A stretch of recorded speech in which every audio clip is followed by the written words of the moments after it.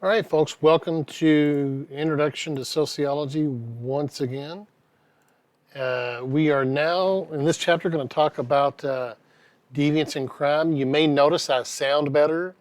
I've got a microphone that I've been able to work out a little bit better, so hopefully you can hear me just fine in these lectures going forward. So this chapter is a bit of a jump-off chapter, okay? So, up to this point, we've been talking about society, the organization of society, and without organization, you have disorganization. And when society is disorganized, it's obviously not organized. So, in an odd kind of way, these things would kind of feed off one another. As we talk about crime and how that goes against the functioning of society, and even as we talk about deviance as something that speaks to how people violate social norms and customs and expectations. So we're going to get to crime first in this first lecture, and then we'll talk about deviance in the next lecture. So let's jump right into it. And to start off, we are going to look at this one more time. And this is what we've been talking about up to this point, whereas we have social structure and we have society as we know it. We've recently been talking about groups and how groups sort of mediate the individual to society at large. So building on this again, we've also been talking about culture, or we've talked about culture. And the consideration of culture is necessary when you start talking about crime and deviance. And so, again, the makeup of culture at a micro level, you have, as you see, values, attitudes, beliefs, you have norms, and you have formal policy and law. And simply put, crime is a violation of formal policy of law, okay? And the difference between crime and deviance is a violation of norms. So, as I said, we're going to talk about crime first, and we are going to talk about deviance in the next lecture. So let's jump in and start talking about crime. And again, we've got this makeup of society, social structure, and how these things are all related to one another. And what we also want to keep in mind is that culture is embedded in these social institutions in society. And so while government may pass law, formal policy, you also have formal policy in educational institutions. You have policies in the workplace. You have policies in terms of how you can use social media, or what if you break a policy, then they can kick you off the platform. So, formal policy and law is not just at the societal level, but it's within institutions as well, okay? So as we think about that going forward, let's keep in mind that regulations and expectations guide social life, right? And in this chapter, we're going to look at some forms of crime. Our job is not to learn the full legal code, and we're not even going to focus on not too much detail about felonies and misdemeanors and things like that. We want to think about crime in society and deviance in society, how that affects society, the functioning of society, how it influences how we interact with one another, etc. Okay? It's also in this chapter where we start focusing more on quantitative research, all right? And so, particularly in talking about crime, this is a good chance for us to think about the role of information and research in our work, okay? Not only in our work that we do and the jobs that we have, but in how it affects society. Why would we want to do research on crime? And that may be a question that you can elaborate on, right? Why would we want to know why people commit crime? How does crime impact society, right? And so we know that crime affects the welfare in society. There's certainly many types of crime, different types of crime: violent crime, property crime, financial crime. We are going to get into some of those in just a few minutes, okay? But starting out, we want to have more of a broad consideration of the organization of society and how crime affects organization or disorganization. And, how do we know what we know about crime? And so that's going to provoke this question here, okay? How do we know what we know? So there's a couple of ways to think about this. And we're going to start out, we're going to talk about perception. So when we think about perception, perception is generally the way we think or understand about something. Well, what influences our perception of things, right? And so, you see this a lot in our society these days. People perceive something to be a certain way, and when we go a little bit further with that understanding, well, how do you know what you know? Why do you think what you think? I mean, what types of information is influencing you in terms of how you think? Well, as I've been talking about in our class in sociology, we rely on evidence. It's not enough to say we think things may be this way. Well, how do you know? I mean, what's the evidence? That's what social science is. What is the evidence that helps inform our opinion on something, okay? And that's going to be where, as you see on the screen here, where perception and information, perception and data collide. And so I'm going to illustrate this in just a few moments, but many times over the rest of the semester, I'm going to pose a question to you, and hopefully you think about these questions, not just in terms if you have a question on an assignment or a test, but an introduction to sociology class, certainly my class, is designed to get you to think about things, okay? And so in this regard, I mean, how do you know what you know? Is it because somebody told you this? How do we verify our information? Sometimes if a lot of people think something, then we have a tendency to believe that it's true. Well, there's danger in that, obviously, right? Conspiracy theories is an example of that. Just because a lot of people believe in a conspiracy theory doesn't mean it's true. But because a lot of people believe in that, we may feel pressure to believe this, to believe it as well. We may be reluctant to call what they believe into question if so many people believe it. Well, maybe you doubt yourself. Maybe I'm wrong about that, right? So data and information, what I mean by that as we go forward in our class looking at research is reliability and validity, information that has been tested, that's been cross-checked, been double-checked, something that's relatively current. When we look at large-scale population data, usually something within 5 years is okay to go by. But I'm going to try to use the most current information on a variety of things that we're going to talk about the rest of the semester. But, so we're going to look a lot more at quantitative data moving forward. And again, that's large-scale population data. So, here's going back to this perception versus data and reality, whereas, in my reality is going to be focused on the data, on the best research. But I'll probably speak to it as the data and the research, so there's not any confusion about what we think people think versus what the research tells us, okay? Now, where your challenge is going to be is that you're going to perceive something, and I'm going to illustrate this in just a moment. You're going to perceive something, and then we're going to look at what the data is on that. And so what is more accurate, your perception on something or the best data that we have on something? Well, for the purposes of this class, the data is what's going to rule, okay? We want to focus on the research and the best information on something. Now here's where the challenge is to you, that if you perceive something to be true, and then we look at data, and the data doesn't match your perception, that's where learning occurs, right? That's where learning occurs, where we are challenged to change the way that we think about things. And so, just because you think something is true, that doesn't always match the data on this. And so this is not just something that is you have to deal with in casual conversation with people from time to time, but you could see this in so many ways right now in the world that we live in. Whether it's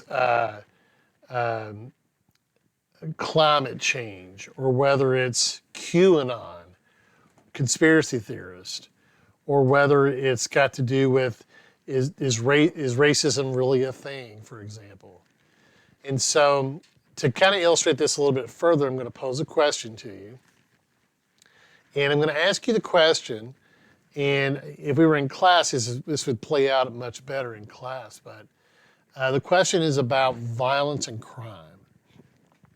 Here's a question. So if we were in class, you could see what other people answered, okay? And so here's the question. Maybe I'll pose the question here below, and then I'll give you all feedback later on as to what people said. But here's the question. How many of you think that violent crime is higher now than it was 20 years ago? So we're talking about things like murder and assault. So we're going to get into looking at some crimes. We're not going to get gory or anything like that, but we're going to introduce to the study of crime, which is a field of study called criminology. If there's something that we do well in our country in the United States is that we understand crime. There's lots of research on crime. And we're going to look at some of that, okay? So is crime worse now than it was 20 years ago?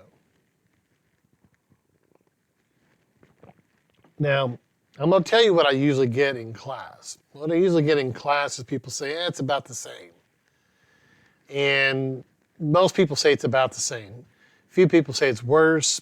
Few people say it's less, okay?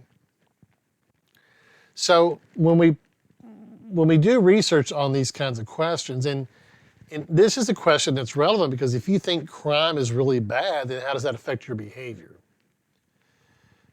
So it's not just what do I think is going on in society, but how does that affect how I live my life? If I live in fear, then I may avoid people. I may not talk to people. It can affect relationships that people have with one another in a community, right? So this is actually a question that we've done research on for decades because it's relevant. If people think that they're living in a society that's riddled with crime, then that can affect, again, trust in one another, relationships, willingness to help other people.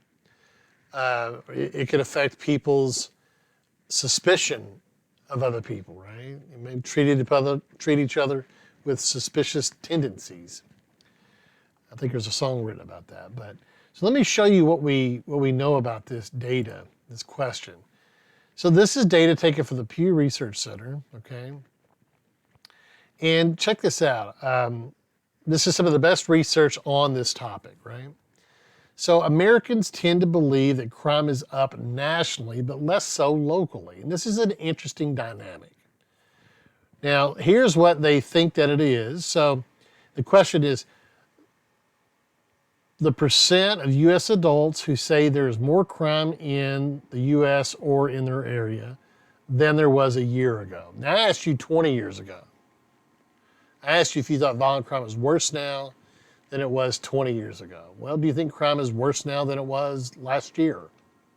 That's what the question, is posed, and that's how we get data on this. Now, it's an interesting dynamic around COVID that was looking at some crime data on this because so many people have been locked down and because so many businesses have been closed down. How has that affected crime rate? Okay, there's going to be research on that, and there will be studies done on that over the next year or so.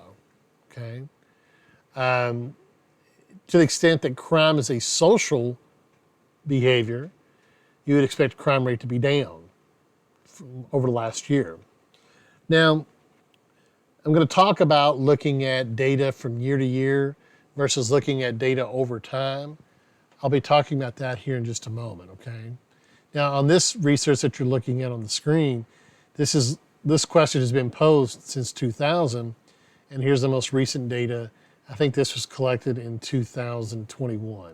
No, this is the most recent data as of November of last year. So very current, very current. And you can see that, since 2018 or so, that, people think that crime has gotten a lot worse in the country, but not so much where I live.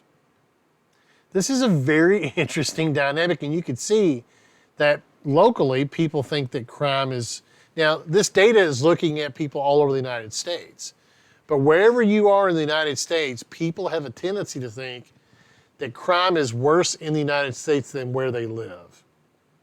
That's an interesting dynamic, a very interesting phenomenon. And what it is that people see, violence, in the media, for example, but don't think that it's occurring where they live. And people have a way of rationalizing what's going on locally. They rationalize it because people don't want to be living in problem areas. Well, there's some things going on where I live, but Owensboro's a pretty good place to live. You hear that all the time in Owensboro, Davis County. It's a great place to raise a family. Well, it depends on what you mean by that. Depends on what you mean. That's something we could explore, but not going to right now. The point I'm getting at here is that people perceive things to be one way, and maybe it's actually not that way. Now, you could see since the year 2000, so now we're looking at 20 years ago. Since the year 2000, people have had a tendency to think that crime is worse in the nation. Went from 47% in 2000 to 78% in 2020, in November of last year. All right?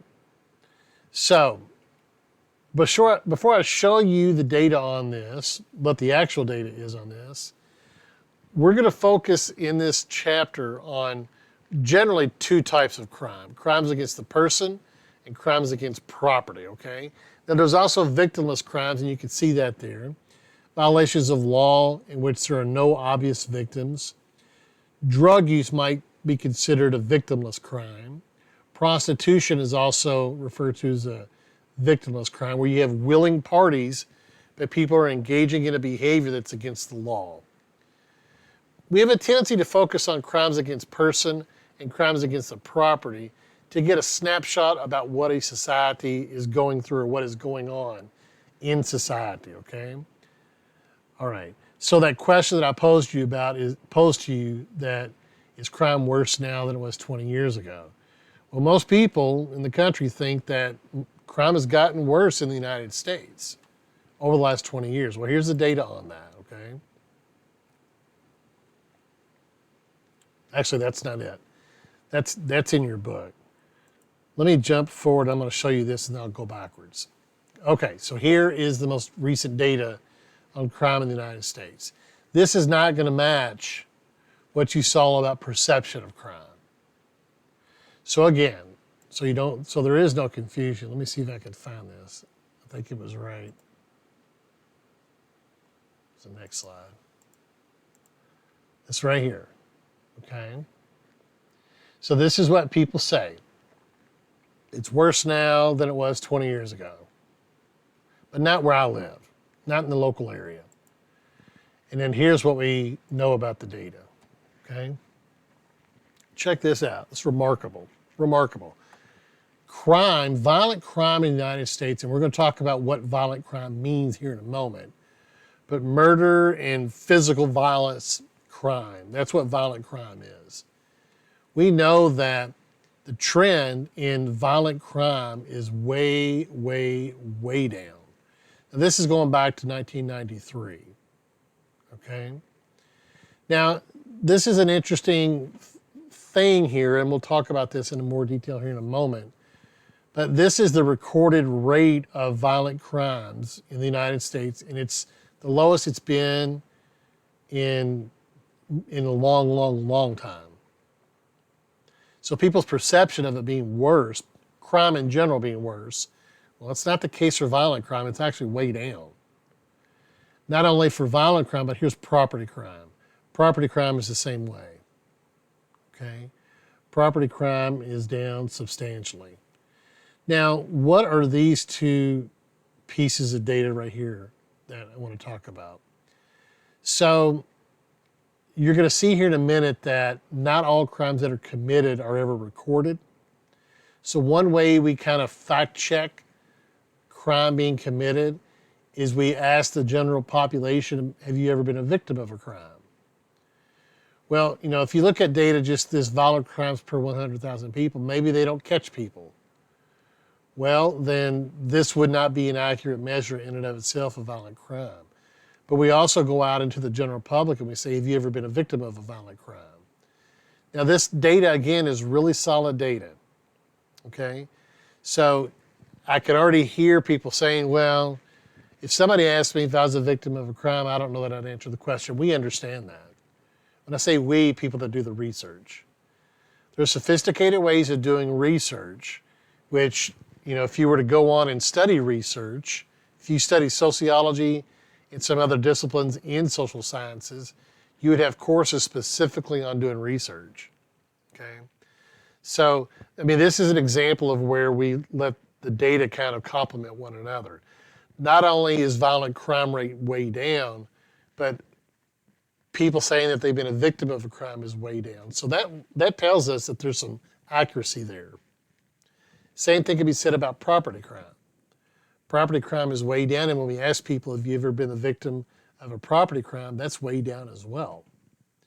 So this idea that crime is worse now than it was 20 years ago, you can think that all you want, but it's just not true. And this is the power of really good data, the power of quality data. Now, I'm speaking in very general terms. So if we get much more specific on this, you may see something different than what we see in terms of general patterns of crime in the United States. And we'll talk about that a little bit more in a moment. So let me go back now. Let me jump back to some other information that we're looking at. I want to go back to this slide right here. This is in your book. And so this is on page 225 of the most recent edition of your textbook. Again, I'm looking at the 15th edition of Society and the Basics, okay? So this is on page 225. And what I want to draw to your attention, several things about this data, okay? And so what you're looking at on the left side, you're looking at the recorded rate of violent crimes. Now, what do we mean by violent crime? All right. Aggravated assault, okay? Robbery, murder and manslaughter. Forcible rape is also considered a violent crime. That makes up the category of violent crime. Now, property crime is larceny theft. Larceny theft is when you get something stolen off your front porch. Burglary, something is taken out of an enclosed residence or business. Motor vehicle theft is also considered a property crime. So the FBI, the Federal Bureau of Investigation, and the BJS, the Bureau of Justice Statistics, when we do research about crime in the United States, we look at what we call crimes against person and crimes against property. And these are the general categories of crime that we look at to get an idea about what's going on. Again, this doesn't capture every crime, but in terms of focusing on the major crimes that are occurring, this is what we look at. When I say we, I've done work in criminology, the study of why people commit crime. If you're involved in sociology, at some point you're probably going to be doing some type of research on crime, because there's so much research work done on crime. We do a lot in our society trying to understand why people commit crime and what type of impact it has on society, okay? But here's something I want to point out about this that you got to be careful when you look at data. So we're looking at data over time. This is about a 1960. It's about a 45-year time period on both of these. Now, if you look at these, you think that these are the exact same data. They have the same color code. The hills and the valleys look very similar. If you lay these over one another, they would look exactly the same, just about, right? But they're not. They're very, very different. Look at the y-axis, the crimes per 100,000 people. For violent crime, this goes from 0 to 800. And for property crime, this goes from 0 to 6,000. So let me show you something. If you take the summary line here, and you take the most recent data right here and compare it to this most recent data of property crimes. So the most recent data of property crime, the most recent data of violent crime, take that data piece, regraph it, and put it on the exact same chart. It looks like this, okay? This is the reality. When crimes occur, more of it is property crime than violent crime.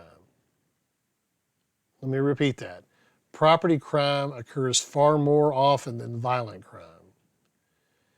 Now, one reason why people are confused then, going back to what I showed you a moment ago, one reason why people say that crime is worse now than it was 20 years ago, well, people rely on perception more than the data.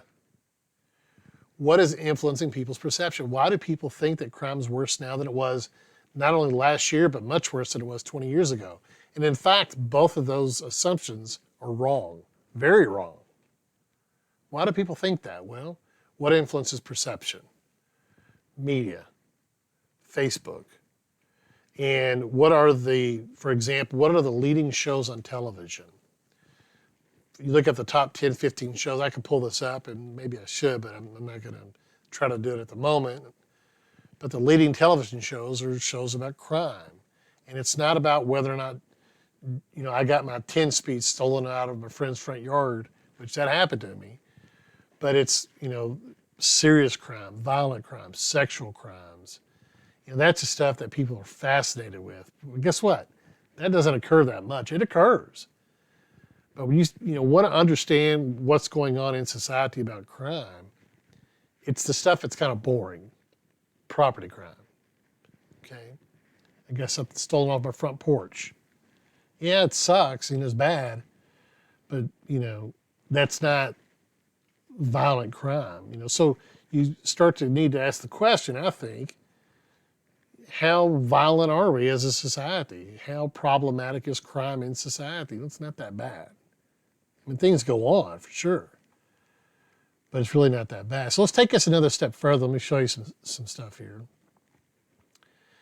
This is where it gets a little bit tricky.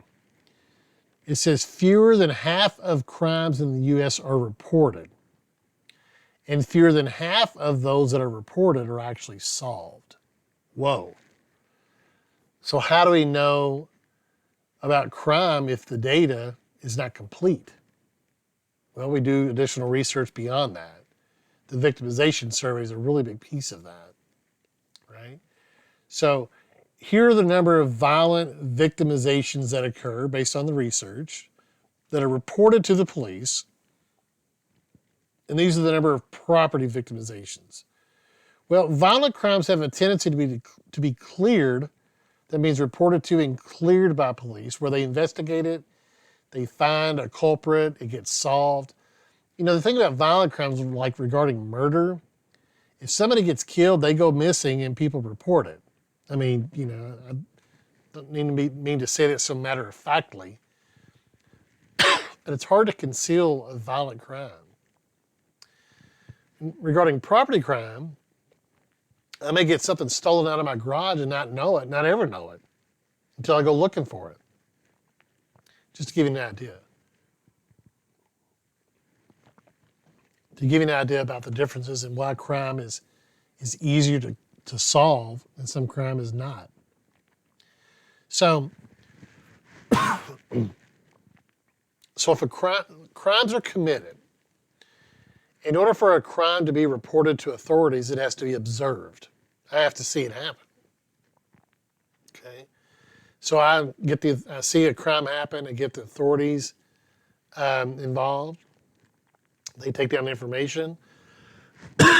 They work to solve the crime, and the crime may never be solved. I'll give you a personal example. I mentioned this a while ago.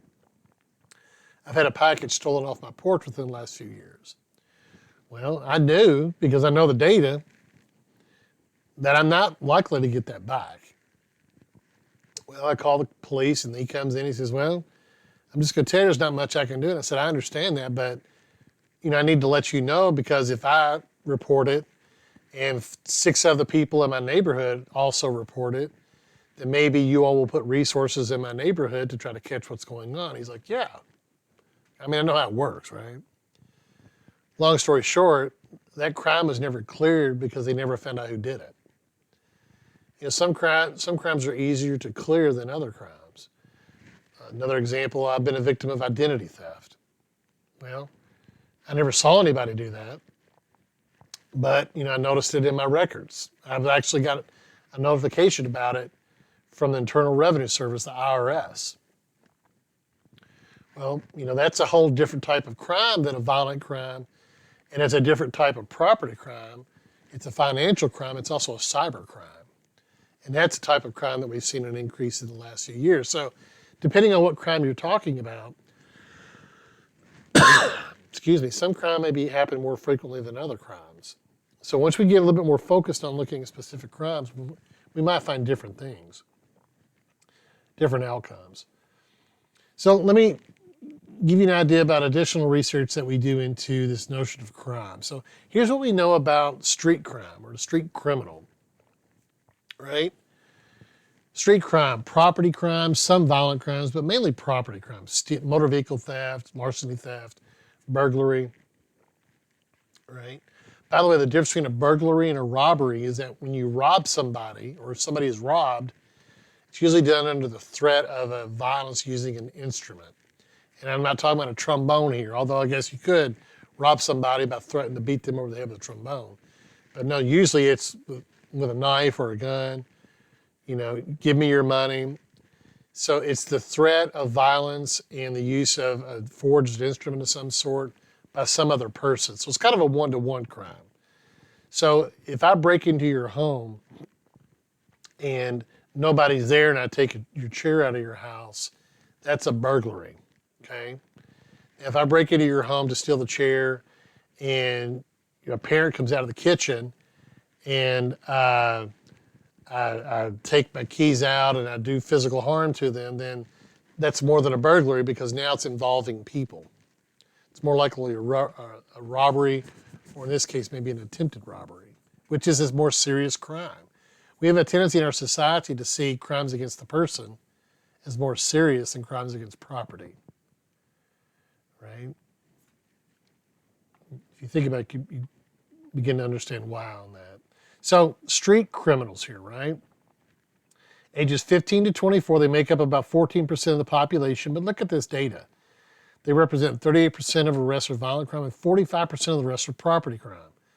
And so what gender are they? They usually are males, far more likely to be males. What is it about being male in 15 to 24, right? So you're going through puberty, you're going through maturity, you may be not connected to the school. And so what I'm leading you into now is theories around why people commit crime, right? So there's something to be said about this age group and males. And you start to also ask questions about, well, what does law enforcement look for? Is this to say that women don't commit crime? Of course they do, okay?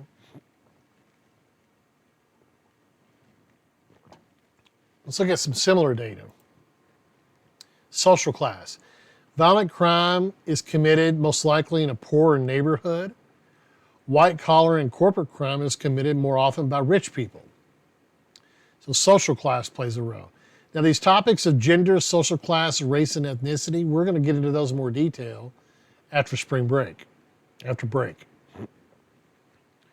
69% of arrests involve white people, although people of color are over-criminalized. And you hear more about that in recent years with Black Lives Matter movement, that black males are more targeted by the police. So depending on what topic you're looking at, be careful of the conclusions you draw based on perception versus data. That's something that we can go back to on everything that we look at in the field of sociology. Well, you need to understand that your opinions are based on your experience. Your perception is based on your experience, but your experience might not be representative of everybody else, right? So, passing judgment on why African-American males are involved in the criminal justice system more frequently, based on your experience, it might be different compared to the experience of people that are black males. So perception and what the data and the research tells us, you've got to always keep that in mind. I'm always asking myself, well, how do I know? What's the research on that? I don't want to jump to conclusions about something if I don't know the research. And I'll say that quite often. People ask me questions about things, I'll say, I don't really know. Well, people want an answer to something. Well, then do the research. And just because you have an answer doesn't mean it's right. Doesn't mean it's the truth, okay? And so the last slide that we want to look at here is begin to take consideration as to how do we punish people for committing a crime, okay? And there's 4 justifications for punishment in society. We punish people as like an eye for an eye, a tooth for a tooth. That's retribution. That's the oldest justification for punishment. So think about the role of the criminal justice system in society. Society has laws, and how do we punish people that violate the law? How does society punish people? There's different ways that society punishes people, different ways different societies punish people too. We often think that punishing people for committing a crime will deter them from committing the crime again. So if you speed on the way to school on New Hartford Road and you get a speeding ticket, does that deter you to speed? It does me.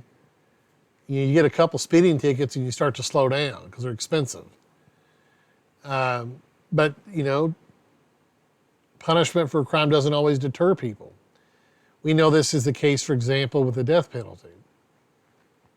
People that get the death penalty usually have been involved in crime for so long that the death penalty doesn't have the type of impact on the possibility of the death penalty doesn't have the impact on their behavior the way that we think it would. There's also, regarding the death penalty in and of itself, there's lots of issues around the death penalty where with modern science, we're able to look at DNA, and we know that a large percentage of people that are put to death actually are innocent. So that's a whole nother issue, right? So now we're getting into, is the criminal justice system equal? Well, no, it's not. No, it's not. It matters how much money you have. It matters the race and ethnicity you have, of how you get treated. And that's not perception, that's based upon the research, the data that we have. Now, in an introduction to sociology class, we're not going to get too far into that. But those are certainly issues that are at play in our modern society, okay? So I'm going to stop right there. And as you know, you're going to have additional assigned work on top of this lecture. And one of the things I'm going to have you watch is about the last public execution in the United States. Now, I always like to point this out to students in my class. If you got your book in this chapter, towards the very end of the chapter on page 233, make sure you turn to that because Owensboro is in this textbook. Now, as you look at that, I want to draw to your attention that this is one of the most widely used introduction to sociology textbooks in the United States. So people taking introduction to sociology all across the United States might be using this textbook. This is one of the most popular ones used. And it always strikes me to think that when they get to this chapter, if they don't know about Owensboro, Kentucky, they're going to know about Owensboro, Kentucky because it's listed in the textbook, okay? So, oh yeah, there's also questions as to whether or not that person was actually guilty of that crime. All right, I'll leave you on that note, and I'll be coming back to you with a lecture and some presentation on deviance, okay? See you soon.